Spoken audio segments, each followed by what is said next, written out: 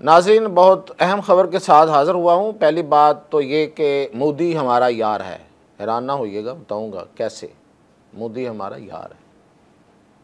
और दूसरा ये कि पाकिस्तान की तरफ से भी कुछ ऐसी, कल से परसों आपने कुछ सुना होगा कि अक्टूबर में जी हमारी जंग हो सकती है, दोबारा कोई छोटी जंग।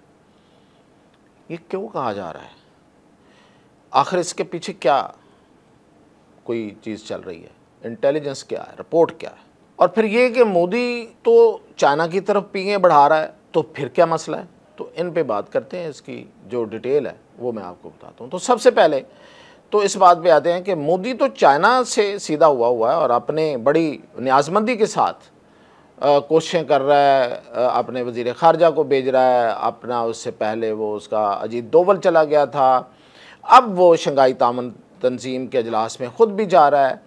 और सुना है, अब मैं ये यहाँ की बात नहीं कर रहा, ये भारत के अंदर से बड़े सीनियर तजज़ियाकार जो हैं वो कह रहे हैं कि हाथ बांध के जा रहे हैं, विनती के अंदाज में जा रहे हैं वहाँ। तो ये जो वहाँ पे जाया जा रहा है, और फिर बहुत सी खबरें आ रही हैं कि चाइना ने यूरिया खाद जो बंद कर दी थी इंडिया को, वो खोल दी है, उसकी सप्लाई बहाल कर दी है। फिर दूसरी खबर ये है कि चाइना और इंडिया की डायरेक्ट फ़्लाइट्स शुरू होने वाली हैं। तो चाइना, आखिर चाइना को क्या हो गया? क्यों भाई ये इंडिया पे इतना अब दोबारा से क्यों मेहरबानियाँ? और फिर ये कि इसका अगर ये सब कुछ हो रहा है तो फिर हम क्यों जंग की बातें कर रहे हैं?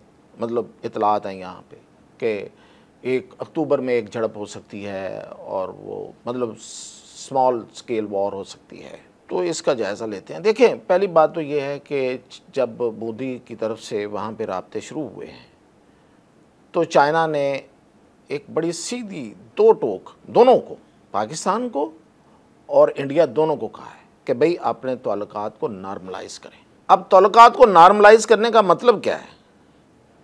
पाकिस्तान तो नॉर्मल ही था, पाकिस्तान ने तो कोई पंगा नहीं लिया, ना पहले लिया ना पंगा लेने का कोई मूड है अभी।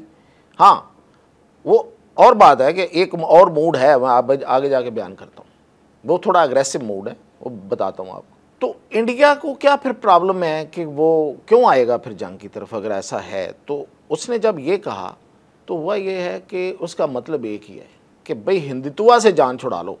ये जो तुम्हारी हिंदू इंतहाबपसंद जहनीत है, इससे पीछे हटना पड़ेगा।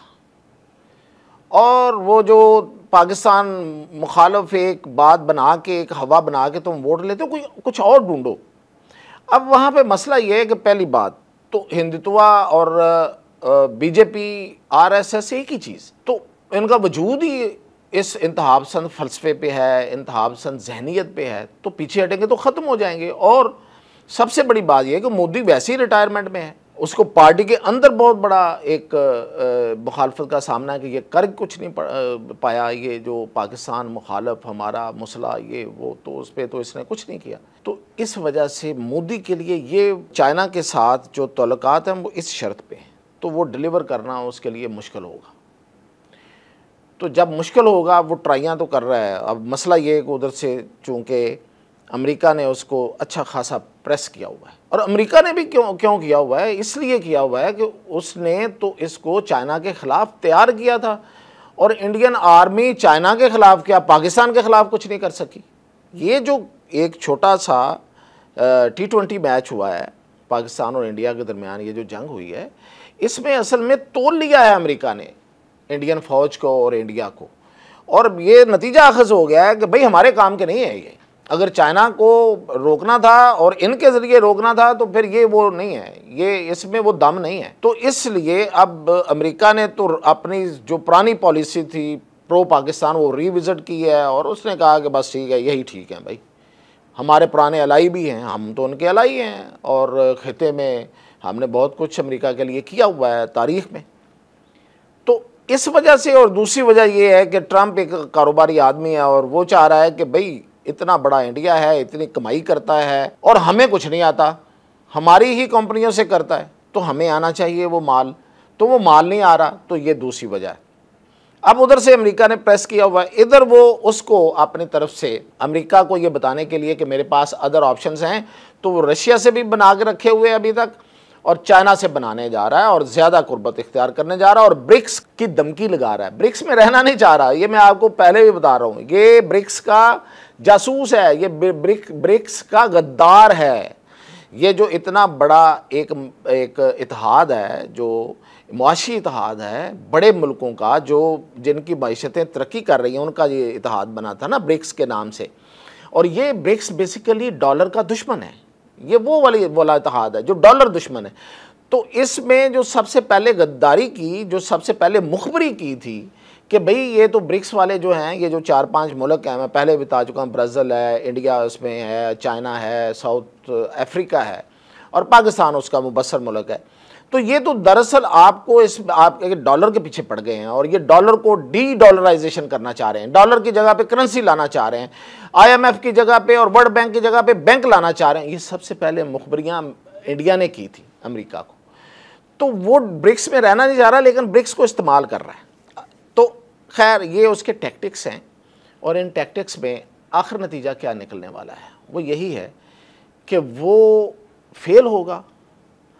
और मीनवाइल क्या हो रहा है खित्ते में, डेवलपमेंट पे नज़र रखते हुए ये पता चलता है कि इस दौरान इजराइल ईरान पे एक और हमला करने की तैयारी कर रहा है और वो उसका इरादा है सितंबर में, सितंबर या एंड ऑफ द सितंबर या स्टार्ट ऑफ द अक्टूबर, ये अब चल रहा है कि इसमें वो हमला करने की तैयारी पूरी कर रहा है। और वो इस बार उसका मकसद ये है कि यहाँ पर रजीम चेंज हो जाए। अब ये जो जंग होगी ये खासी मतलब ये है कि एक गुमसान की जंग होगी। एक तरफ तो वो जो पहले से अटैक कर रहा था उस तरीके से अटैक भी करेगा और थोड़ा अपनी हिकमत अमली बदलेगा। इजराइल जो है उस पिछली दफ़ा उसको बड़ी मार पड़ी थी जवाबी हमलों से। और दूसरा ये कि वो बूट्स ऑन ग्राउंड करेगा, किसी न किसी तरीके से ईरान के अंदर लोगों को उतारेगा ताकि वहाँ पे जो हुकूमत है, ये जो इस वक्त जो निज़ाम चल रहा है, ये इसको तब्दील किया जाए। अच्छा, अब इस दौरान इंडिया एक अपॉर्चुनिटी देख रहा है और वो शरारत करने के मूड में है। तो ये इंटेलिजेंस है, ये है असल में जो पाकिस्तान की तरफ से ये कहा जा रहा है कि अक्टूबर में एक स्मॉल स्केल वॉर हो सकती है। उसके पीछे असल में ये इंटेलिजेंस है कि इस दौरान वो करेगा। इस बार तैयारी मुकम्मल पहले से तयशुदा है। कुछ बता भी दिया गया है, मैंने डिटेल भी बताई थी कि मशरक़ क्यों कहा गया कि मशरक़ से हमला करेंगे, वो कहाँ से हमला होगा। तो इस दफ़ा ठीक ठाक ठकाई की जाएगी। और मैंने कहा ना कि कुछ नहीं होगा, कुछ टाइम नहीं लगेगा। पिछली दफ़ा शायद कोई 5 से 6 को शुरू हुआ था तो 10 से 11-12 को जाके ख़त्म हो गया था, तो 6 दिन 7 दिन थे। इस दफ़ा शायद 3-4 दिन में लालो लाल, मतलब ये कि एक साइड से शुरू करेंगे दूसरी साइड से और बस उसी पे फिर वो उसमें माफिया शाफियाँ आ जाएंगी। इसलिए कि इस दफ़ा अग्रेसिव है, उधर से कोई एक मूव होगी, इधर से फुल फ्लैज होगा और वो महाज एक से ज़्यादा हैं। मैं पहले भी डिटेल से बताता रहा हूँ, अब भी थोड़ा सा आपको बता देता हूँ कि एक तो बांग्लादेश की अंदर से, मगरबी बंगाल, झारखंड, उड़ीसा, बिहार, जो उसका ईस्ट बनता है भारत का। फिर मिज़ाइल अबाबील बता भी दिया गया, फील्ड मार्शल ने अबाबील का जिक्र भी कर दिया, और भी मिज़ाइल। और इसके अलावा फिर तैयारी रहेगी हमारी वेस्ट से, यानी कि उसका गुजरात और जो राजस्थान है, क्योंकि ये हैं उसके असल में कारोबारी मराकज़। यहाँ पहला हमला होगा, दूसरे हमले की नौबत नहीं आएगी और ये वो घुटने टेक देगा। इसके अलावा मैं आपको बता रहा था जो सबसे अहम बात है वो ये है कि मोदी हमारा यार है। मोदी कैसे यार है? मोदी ने पिछली जंग की हमारी बर्तरी साबित हो गई। हम इलाके में अपना बल्ले बल्ले बेजा हो गई है। अब अमेरिका जैसे सारे चौधरी हमारे साथ, तो मोदी की मेहरबानी है ना, उसी ने किया था। तो अब वो एक नया काम करने जा रहा है, वो ये है कि वो, मैं अभी आप देख रहे होंगे, एक नोटम जारी किया उसने कि उसने बहराए हिंद में एक नोटम जारी किया है कि वो कोई बड़ा मिसाइल का तजर्बा करने जा रहा है। उसकी कोई रेंज होगी कोई अराउंड 3000 के करीब, इसका वो तजर्बा करने जा रहा है। तो कर ले, तो उससे हमें फ़ायदा है ना। अब आप सोच रहे होंगे हमें क्या फ़ायदा, तजर्बा वो करेगा, मिसाइल उसका वो अपना बनाएगा या बना लिया उसने और उसका तजर्बा करेगा।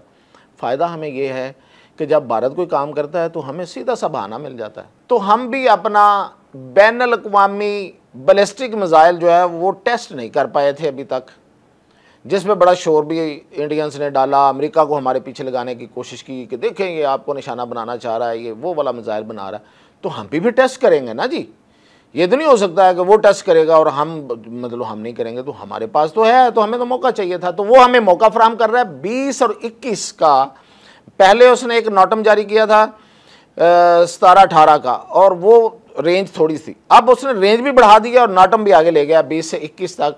पता नहीं 1 करेगा 2 करेगा कितने करेगा, वो अब अपना को मिसाइल टेस्ट कर रहा है, उसके बाद हम करेंगे। तो मोदी हमारा यार है, वो हमें मौके फराहम करेगा और हम अपनी बर्तरी साबित करते रहेंगे। इजाज़त दीजिए।